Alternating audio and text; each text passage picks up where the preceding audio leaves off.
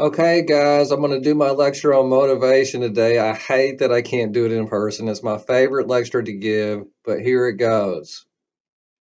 Okay, motivation is kind of like gas for your car. In class, I talk about, what drives you. And so I use this analogy of driving. And there's a lot of things that drive us. And one of the things that drives us, unfortunately or fortunately, is money. And when I think about drives, one kind of drives we're chasing after things. So that's kind of desires. And so I've done a ton of drugs in my life. And so I understand this desirous nature that we're trying to fill ourselves up. But another kind of drive is like we're running away from things, like, the popo or whoever else it is. It's like we're trying to, preserve ourselves. And so we'll talk about these two different sets of drives as I go along. And one of my friends, Dan, he's a Iron Man, and so he does a lot of competitions. And back in the day, I was talking to him. It's like, what happens when it gets really, really hard? How do you mentally, lock in and be able to finish it? And he goes, well, that's not the time you shy away. This is the time you lean into the pain. And this is what I want to talk about today: is leaning into the pain. He had this poster on the back of his wall, not this exact one, but it said this. Every day we would leave his house, or when I would go visit him, we would go on a hike or something. I would look up there and it says, "There will be a day when I can no longer do this, but today is not that day." I don't know if you can read this down here, and it's not today. And so I think you have to be a warrior. I don't care if you're straight, gay, black, white, man, woman, cis, trans. You need to be a warrior. You need to engage your own life and be accountable for the fact that you are special. And so I don't know if you know this crazy nut right here, Wim Hof, the Wim Hof method, but this guy right here, go look him up online.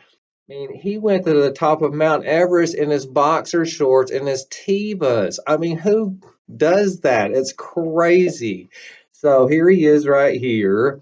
And once again, he puts himself in these ice buckets and he's just like, it's all in your head. And he's also done these marathons in the desert where he doesn't drink any water through the Saharan desert on a marathon. And sometimes I think he does them barefooted. It's crazy as hell. Okay. Another guy that you should go watch this movie, Free Solo. This guy climbs up this thing. You can see where the red line is. I think it's about, I don't want to 4,000 feet, but I could be wrong about that. But anyway, he does it without ropes. And one of my favorite things that he says is this. Of course, everybody wants to be at the bottom and be, safe and cozy. But nothing good in this life ever came out of comfy and cozy. And so motivation is what I like to talk about. It's ironic because I've been low on motivation lately, but a motive. What is that? A motive is a need or desire that causes us to act in a certain way. So I have a sandwich and a glass of water up here, thirst or hunger. We can identify with these drives. That's why I call it drives. Our motives, needs, things that cause us to act in a certain way. Now I have this, little carrot in front of the person chasing after stuff. I'm going to divide the lecture into three different kinds of drives. We have animal needs or drives, hunger, thirst. Then we have social needs or drives.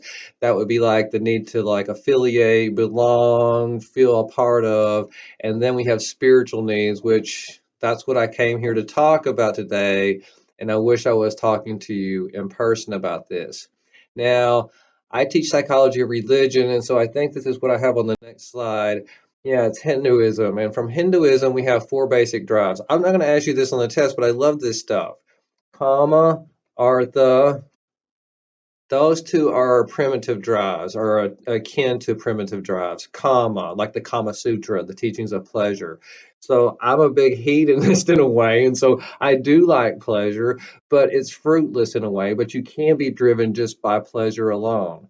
Artha is the drive for success, worldly success, power. That's kind of a social, kind of a drug. And so both of these are serving self. And so, from the Hindu perspective, you don't start to experience true joy because this is artificial joy until you step into Dharma, which is service to others, dedicate yourself to something bigger than yourself.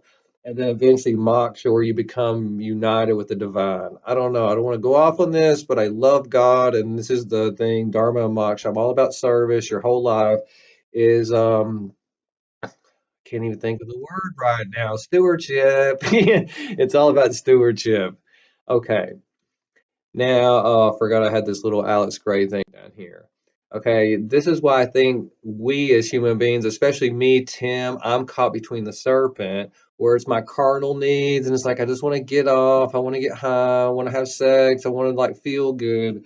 But the rainbow, the serpent and the rainbow, I don't know if you watched this movie, but here on Earth, we're stuck between our lower chakras, our root chakras, one, two, and three, and our higher chakras, our crown, our third eye, our throat, you know what I mean? And so we have this duality, and guess where it comes together? Right here in the middle, which is your heart chakra.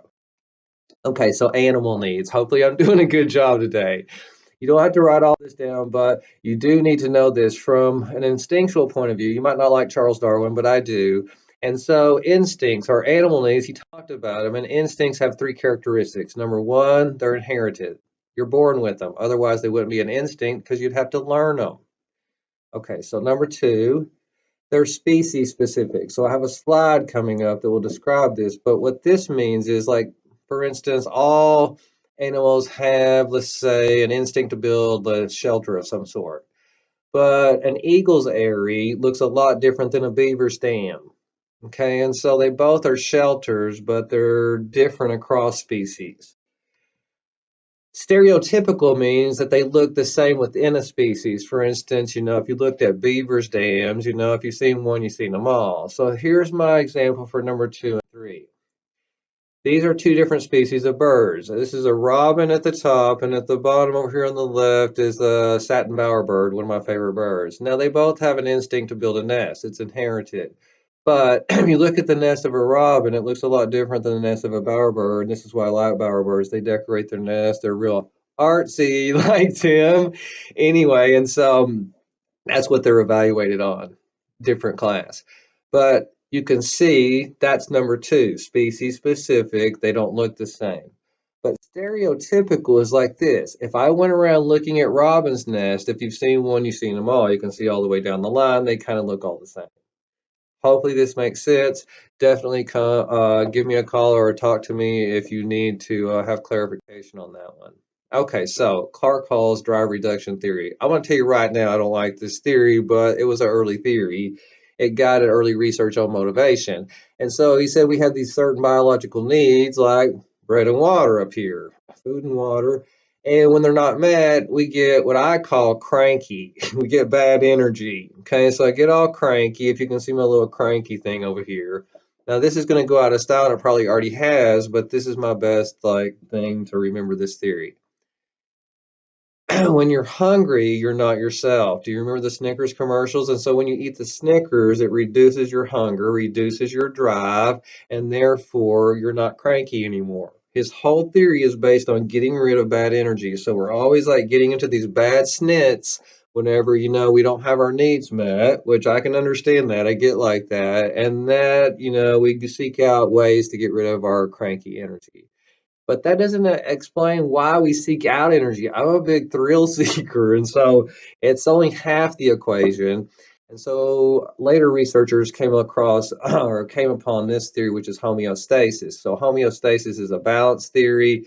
And so let's say we have an ideal level of energy. I might like the temperature on 85, you might like it on 65. So that's, different for every person, but we like to hover around that and keep it right on our ideal level.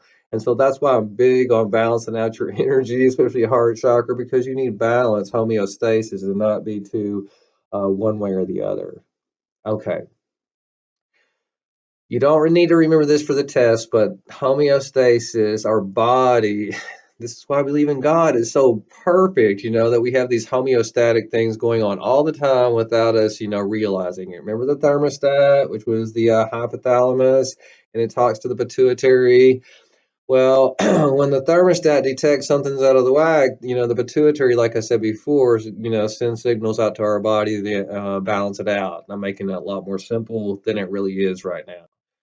So we actually have a lot of little thermostats, let's say, within our hypothalamus. I made this cutesy little thing over here, and it talks to the pituitary because it says, "Oh, your, glucose is off," or "Oh, you know what I mean." It's like if I talked about women's reproductive cycles, I would talk about this and how it talks, have all these feedback loops. But anyway, they've done this research where they'll put, electrodes into the brain of a rat, whether you like it or not, that's up to you. I don't really like it as much, but we have learned a lot of stuff about it. We didn't have to interfere with humans. Now, what they'll do is they'll go down into the thermostat, making it a lot more simple than it really is, and they'll touch these different areas, which are called nuclei within the hypothalamus. If they touch this area, the rat, no matter what's happening, will run over and start to eat. It's almost like it's the on button for eating our hunger. And if they touch this little area down here, this nucleus, this area, then the rat, if it's eating, it'll just immediately feel full and it'll stop eating. So hungry, full, hungry, full.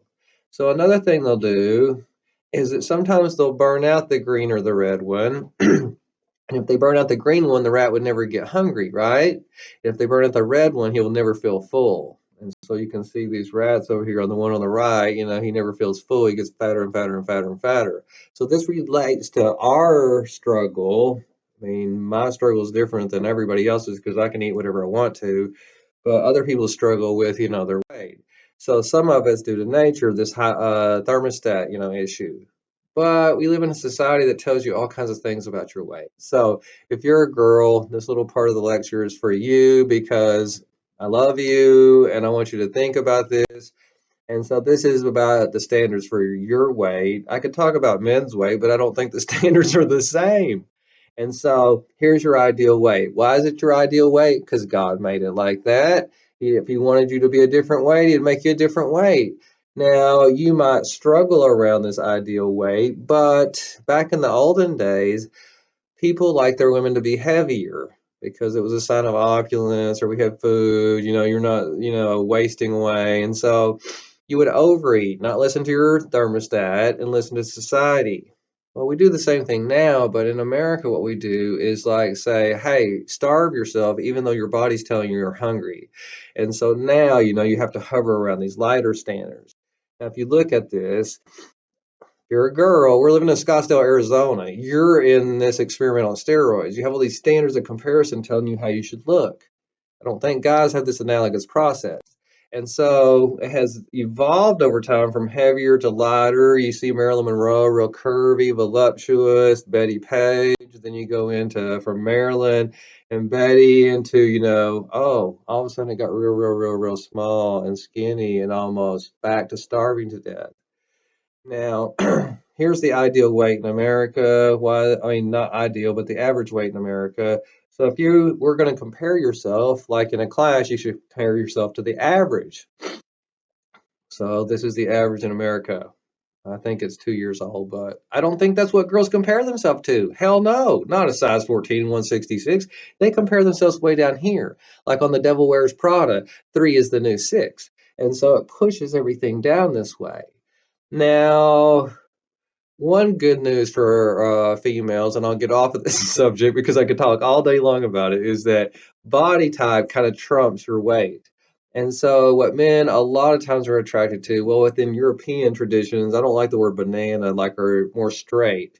Let me show examples of this, like Twiggy. I love Twiggy, but I'm a Euro Anglo, you know what I mean? And so Anglos are attracted to that, real straight style, whereas you have other, standards for different ethnicities, and I could get into this, but look at Kim Kardashian. I like her too, and she's very curvy, and so is Miss Thing down here, Nicki Minaj, right? And so we could talk about this later on if you take another class from me. Okay, so I want to get back into social needs. Second area, I went into animal needs. Second, social needs. These are easy. One is affiliation. Affiliation just means hanging out with each other.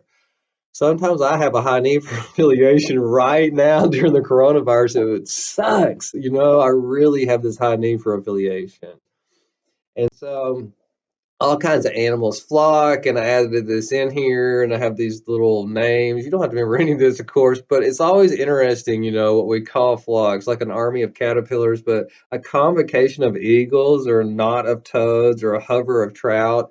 There's so many weird names of congregating, and so some people have a high need for affiliation, and some people have a low need for affiliation. Okay, here I am back again. I'm going to use this analogy of porcupines. A bunch of porcupines, by the way, are a prickle. So porcupines have a need for affiliation. They come together, but sometimes when they come together, then they prick each other. It doesn't feel good, and so then they go apart again. But then they get lonely or warm or whatever else, and so they come together again, and once again they prick each other. And so this is kind of like us as human beings. I have this love-hate relationship with the group where I want the group, especially right now in the coronavirus where I'm all isolated, but then I get around the group and they ruffle my feathers and I want to just go and isolate. And so I think all of us probably can identify with this porcupine example. Okay, so number two for social needs is achievement. Now, back in the 1950s, David McClellan was studying this need for achievement. Some people have a high need to set and achieve goals. And so what he would do is he would do these ring toss experiments, and he would let you choose how far away from the thing you got.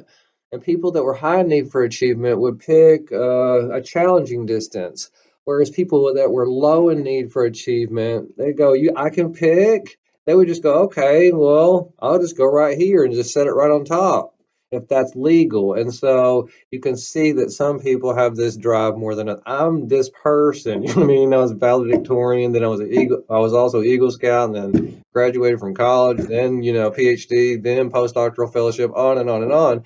It's not that it solved any of my problems, but I have this disease bad. Sometimes I think about video games. Of course, if you put it on easy, you can walk through campaign mode. And if you put it on hard, it's like you might get slaughtered. So maybe you pick a challenging distance if you're high in need for achievement. Gamers will exactly understand what I'm talking about. Okay, third one is need for power. I don't even think I have to define this. Some people want to be the big boy, be in charge. And I don't know, I want to go rage against the machine right now, but that's for another day. But when I talk about power, I usually talk about dictators or leaders, especially within cult environments. Because what they do a lot of times is deify themselves, and there's no deviation from what the leader says.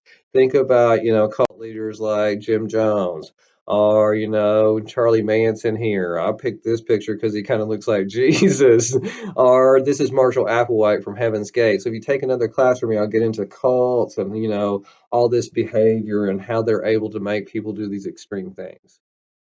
Okay, I talked about animal needs and then I talked about social needs, but I'm going to talk about spiritual needs. This is what I really love talking about, and I really don't know if it's going to come through in this medium as well as I want it to. But anyway, Abraham Maslow has this hierarchy of needs. Most of you have seen this before, but for the test, know these five things. Physiological, just think of physical. Okay, safety. Okay, so we have these animal needs down here, basic needs, physical and safety. I think the middle is social needs, belonging, love, tribal. Sometimes I get into this idea of tribal psychology, esteem. Sometimes the esteem, unfortunately, comes from the tribe. It should come from within, like personal best. But then eventually, this personal best leads up into self actualization. Okay, so that's what I really want to talk about is achieving your full potential because this is the definition. Did you come here to be 65% of yourself or 100%? Maybe you can't max out, you know what I mean? But can you leave it all in the field? And this is my contract with God. And Mother Teresa has a big quote about this in the book that I've written. I start off with it because it's like it's between you and God. It's how much effort you give to try to max out yourself. And so one of the reasons I'm a teacher is because of this movie, and it's based on a real guy. And this guy, right here, and I'm forgetting his name right now, but I have it on the next slide. But and Stand and Deliver is about this guy that's just teaching in the poor neighborhoods, of East LA, I think it was. And it's Jaime Escalante. And so I love this quote right here because sometimes I rag on parents, and also it's my responsibility too. If we expect kids to be losers, a lot of people like when they know that I'm a teacher say, "Oh, those kids and this thing." And it's like, but that's expectations. You were a kid, you know what I mean? I expect you to do more. I really do. And these kids, he expected them to do more. They just wanted to work like at the grocery store, to be a cashier. They went on to MIT, to Harvard, all these other places. And all these, rich white people think that they must be cheating on their exams and everything because they were Latino. But no, it was because Jaime demanded more out of them, and I'm demanding more out of you. And this is why I wish I was seeing you in person, because I would light you up about this stuff. Okay, just like an acorn can become an oak tree, but if you limit expectations in this bucket, I stole this from Joel Osteen, it will only grow a certain amount. But if you put, instead in this bucket, you put it down here, I'm really proud of this graphic, in the ground, it will get really, really big because the expectations are bigger. Now, I think I have my favorite quote right here, Spike Lee. It has been my observations that parents kill more dreams than anybody because they limit you. Oh, honey, you can't do that. Get in the small bucket. And so I'm always saying, F that shit. It's like you need to get into a bigger bucket. I'm your bigger bucket. I'm calling you out right now for that bigger bucket. This is what I came to do. This is what I'm here for. And if I check out of the planet and because of God's will, I want you to know this about, why I'm here. Okay, so I've written this book. You can go on to like, Amazon and get it, but I will give you a free copy. You don't have to go buy it, but it is out there. It's right here. You can see if you look up Gethsemane Principle, you have to put principle in there, maybe my name too, but anyway, it's out there. I don't care about that. Here's where I start. Albert Einstein says everyone is a genius. He didn't say like most everyone. He didn't say some people are. He says every single person. That includes the person that has autism or Asperger's. Okay, so I'm like, I don't think God makes mistakes. But if you judge a fish on its ability to climb a tree, it will think it's stupid. Have you been thinking you're stupid? Because I'm here to light you up. I'm here to say Albert Einstein says you're a genius and you can do what you want to do. And when I talk about this, I talk about your major. I mean, what you're supposed to do with your life. Is your life about serving yourself? Some of it has to be, taking care of yourself. Or is it about serving others? Because to me, it's about serving others. Yes, I get abundance so that I can be a lender. The Bible doesn't say don't be a borrower and that just ends the story. It says, lend and not borrow. And so I want to have abundance or have a career that has a purpose, dharma, service, so that it goes back out to other people. And so this leads into your major. Your major is kind of like your marriage. You just wouldn't willy-nilly marry anybody. Same thing about what you major in. You have to like really give it some thought and consideration. And so I think sometimes you might come into this dilemma. I did. Maybe you won't come into this dilemma. But when you start to pick your major or your career, your calling, am I going to pick a life of purpose or comfort? Because sometimes you can punk out and go over here into comfort. But I think you should come into purpose. This is why I love Father Andre. This is why I love priests, but I'm not going to go off on this right now. But I think you should come into purpose. I have this thing, I just put it up from the Pope. It says, the world's telling you to pick comfort. It's telling you money, power, fame. God's telling you, service, humility. And what the Pope says is you do the choosing. Here's the choosing right here. That's why I love him. You might not like him, but I do. Okay, so I start off with the parable of the talents. Sorry about the Judeo-Christian background, but this is in my book. And I'm a teacher of psychology of religion. So in the parable of the talents, there was a king, just like we have a king, Allah, Brahman, the Tao, whatever you want to call it. I don't care if you call him House. You know what I mean? But he has bestowed upon you certain talents. You have 2 eyes, 2 ears, hopefully, and 2 feet, and you can like talk and walk and take this class. And so I have to remember this. He has bestowed on the table certain talents for Tim. And so these talents that he has bestowed upon me, like in the parable, there was one man that got, I think, five, one man that got two, one man that got one. So there was like differential talents, just like within our universe of people, but everybody has a talent, at least one.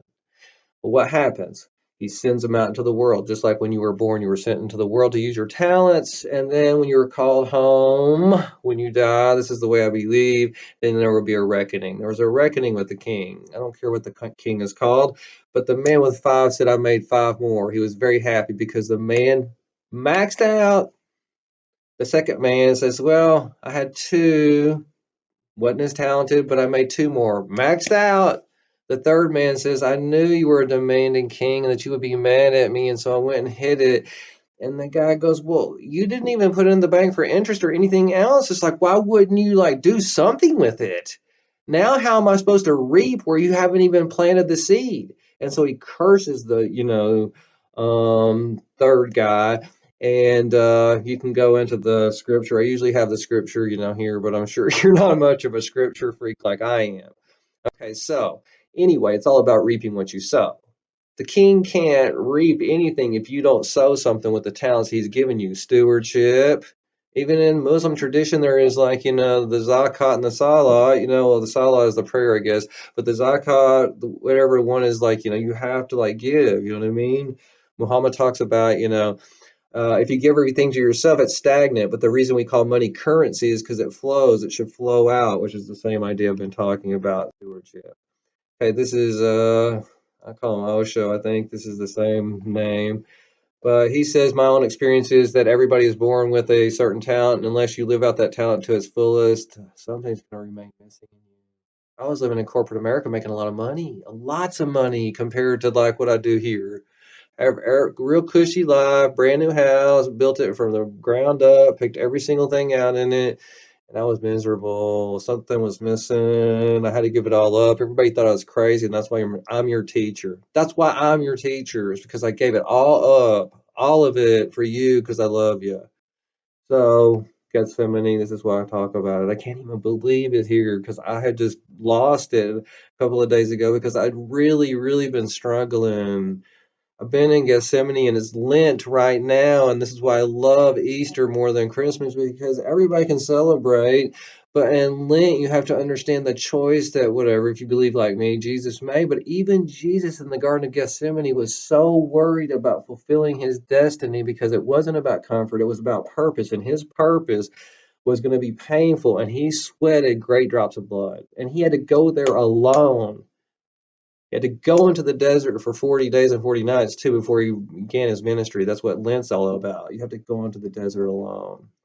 And everybody has this moment. This is what the Gethsemane principle is about.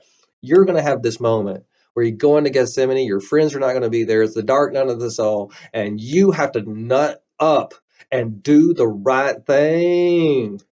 Because there's going to be a reckoning. You're going to go back to the king and say, well, I didn't max out. I 40%ed it. That's not good enough. You don't have to do 100%. We're not Jesus, but you have to do at least max out, leave it all on the field, even if you lose the game. And so in the Garden of Gethsemane, I hope I have this on here. Jesus has this moment of weakness, one of his two moments of weakness that I talk about, in my other class. But the first moment is, can you take away this cup? And the symbology of the cup. We talk a lot about it in Catholicism, but anyway, can you take away my burden, my cross? I don't want to do it. I'm scared. My 1, 2, 3 chakras are kicking in. I'm a human. Serpent in the rainbow. The serpent comes to him. Serpent in the rainbow. And the very next instant, what does he do? Kabam! He says, nevertheless, not my will, but thine be done. This is the moment that he comes in and he talks about it. And so this is the moment, he steps into his destiny and says, I don't care if it's going to hurt. I'm going to do it. And this is what I think you have to do. The world's going to tell you easy, easy, easy way. Those are false prophets. I am the real prophet, at least in this sense, because I speak for the real prophet. In my terminology, it seems like that we have to be doing something different than serving ourselves. And so, as we go through, one of the people that I love is, a spokesman for God, prophet, that's what it means, is Martin Luther King Jr. When I lived in Atlanta, I lived pretty close to Ebenezer Baptist Church, real close to Sweet Auburn. I love him to death, and he gave a sermon exactly on this back in 1957. I think I have the details down here, and this is part of the excerpt from the sermon. And he says, this is the test of your life. This is in my book. This is the test. There's not like 18 tests. There's one test in your life. Are you going to move out from like begging God to take away your circumstance just saying, I understand it's your will for me to do this, Timothy, this guy, because I'm not doing it right now. And it's like, I'm so scared. I just want to go back down to 1, 2, 3 chakras. But at a certain point, you have to say, nevertheless. Nevertheless, nevertheless, he repeats this over and over and over because Jesus says, nevertheless. And so few people learn the nevertheless lesson because they live this life on, oh, take this cup away from me. I just wanted to go back to, well, Father Eric was talking about this. I just wanted to go back to normal. And as soon as it's back to normal, I'll just like do it all myself because I had it going, a pretty good thing going, God, until you had to take the wheel. And see, the tragedy is you can never get rid of it. This is why, even though I'm on antidepressants, a lot of times it's not going to medicate away the jihad, not going to medicate away your holy struggle. You're down here. You're down here in the holy struggle. It's meant to be like this. Okay, so a lot of times I'm doing this number. Even this week, I was screaming and yelling. It's like, why is this happening to me? Why? And then eventually you have to move over to like, this isn't happening to me, this is happening for me. The coronavirus is happening for me. Otherwise, I wouldn't be talking to you on this videotape and being able to transmit my message out there on, a different medium. So a lot of times the things we see are bad are really the good things. The day I stopped drinking, that was a good day. You know what I mean? But it was a really bad day too. It was one of the worst days of my life, but it was also one of the best days of my life. And so you have these dualities. Now, back to Maslow's hierarchy, I think we get caught betwixt comfort and purpose, the serpent and the rainbow. Down here, physical needs, And if I think about this, a lot of times if we just had enough money, it's like recently because of my grandmother, I was able to pay off a lot of my debt, but it did, for a while it worked, but then it's like it all came back, the holy struggle. I don't know if y'all watch Wall-E, but like those people had those little things they floated around on. They were just going to make these techno cocoons around themselves, but they got all big and fat, and so they just checked. That's what we're going to in a way. And so this is from Bill Burr. He says, realize that sleeping on a futon when you're 30 is not the worst thing. You know what's worse? Sleeping in a king bed next to a wife you're not really in love with, but for some reason you're married and you got a couple of kids with. You got a job you hate. You'll be fantasizing about being alone. The life of purpose versus the life of comfort is the duality that I think everyone must face on this planet. Okay, so if you live in the comfort zone, you'll be like everybody else. You'll go as far as the crowd goes. This is what Albert Einstein says. But if you go different than the crowd, you'll go to places the crowd has never been. And this is what I've done. I'm living testament to it. It could have happened in my life. Otherwise, I wouldn't be your teacher. Okay, so Henry David Thoreau, most men lead lives of quiet desperation and go to the grave with the song still in them. What does that mean?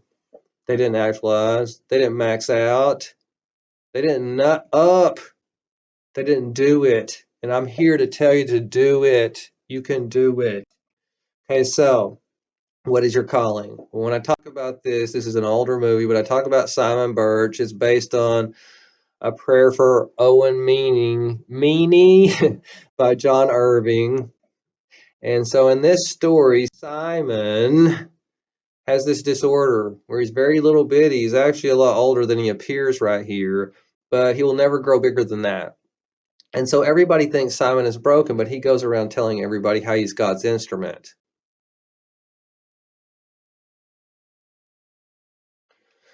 So there's two different ways to look about it, and this is why I always think that people that have disorders, and I've shown you a number of people like Cody Lee and others that have disorders like autism or Asperger's that I think are perfectly fine, that God didn't fuck up when he made them. And so Simon's not broken. He's perfect. God has designed him perfectly for his calling, but no one in the movie understands this, including the preacher. And usually I'll show a movie, parts of the movie right here, but for copyright purposes and length considerations, I'm not going to do it.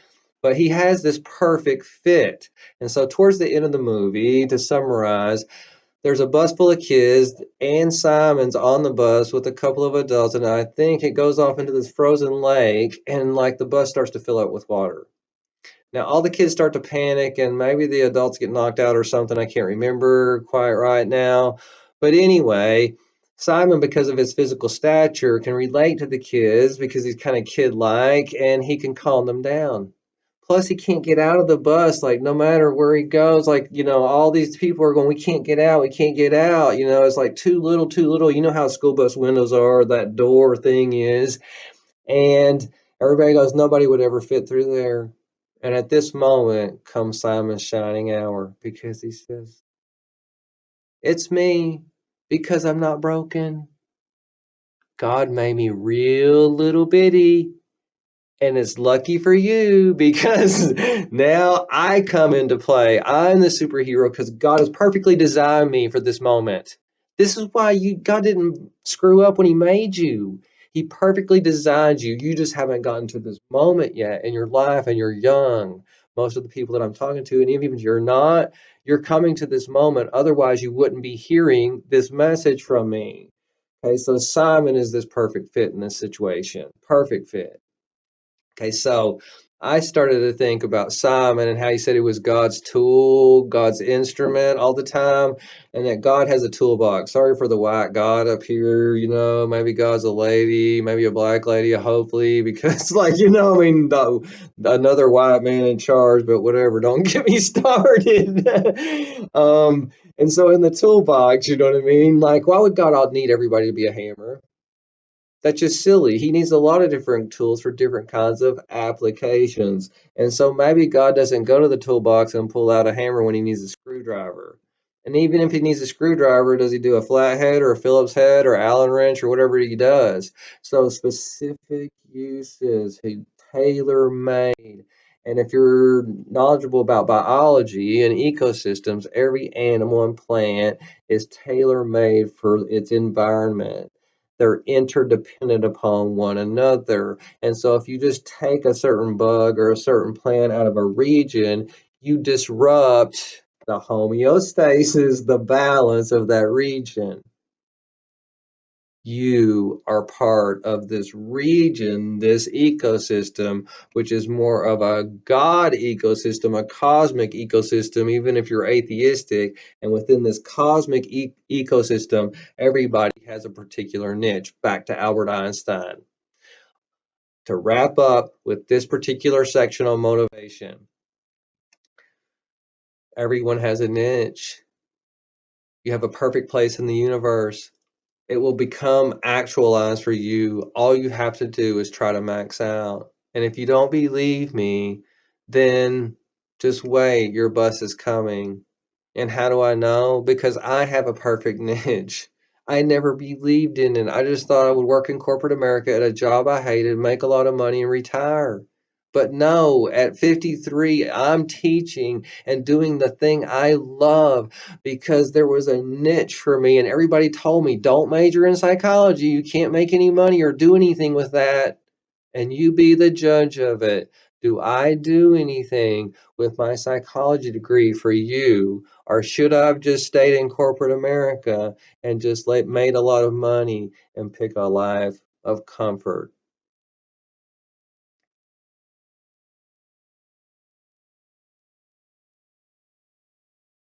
Okay, we have one more section to go. I had to take a break speaking of motivation, but it's on intrinsic and extrinsic motivation. Intrinsic, internal, extrinsic, external. So intrinsic is kind of like pushing yourself. Extrinsic is more like you're chasing after stuff, like rewards. And so let me clarify this. Internal rewards or intrinsic motivation might be like, in video games. Sometimes you're doing it to move up leaderboards, compete with your friends. But a lot of times it's like, can I complete the level? It's the pure satisfaction. Or like with crossword puzzles, especially, is probably a better example. I love crossword like the Sunday New York Times, but I'm not getting any money or acclaim for doing that. Excuse me. So external rewards are more like, ribbons, money, things like that. I'm chasing after something. I'm going to get a prize for doing the activity. So I have a definition here of intrinsic motivation. You engage in a behavior because it's fun. Basically, that's it. And so I like to play frisbee. Dang, I don't know anybody right now, but that's what I like to do. I like to go to the park and play frisbee. But nobody's rewarding me for playing frisbee. It's just naturally fun for me to do this activity. Okay, so Deci studied things that should be naturally fun, like doing puzzles or painting or all kinds of stuff. So in 1971, he had college students do these puzzles, and he would reward some of them every time they figured one out. And in another group, they didn't get a reward. You just try to figure it out. So that's a control condition. And so the reward was, let's say, $1 for every puzzle you figure out. Now, this is 1971, okay? So whatever. Let's say I give you $10 for every one you figure out. Then you're motivated by the reward, external, versus the other people are just doing it for fun. They don't know. So here's what he does. When the time is up, he says, okay, time's up. How many did you finish? Now set the other ones down here that are unfinished on this table. And what he does is he watches people with the unfinished ones. And what do they do in this free time? And what he notices is something interesting. The people that weren't working for rewards still play with the unfinished ones. And the people that were working for a reward don't play with them. And so, in a way, he kind of destroyed the fun of the task by paying them for doing the task. Sorry about that. Does this sound like anything? To me, what I usually talk about in more detail in class is professional sports because eventually we at a professional level give these exorbitant rewards to athletes, and then it kind of takes the fun out of it. That's why I love college sports. And if they start paying college players, is it going to take the fun out of it?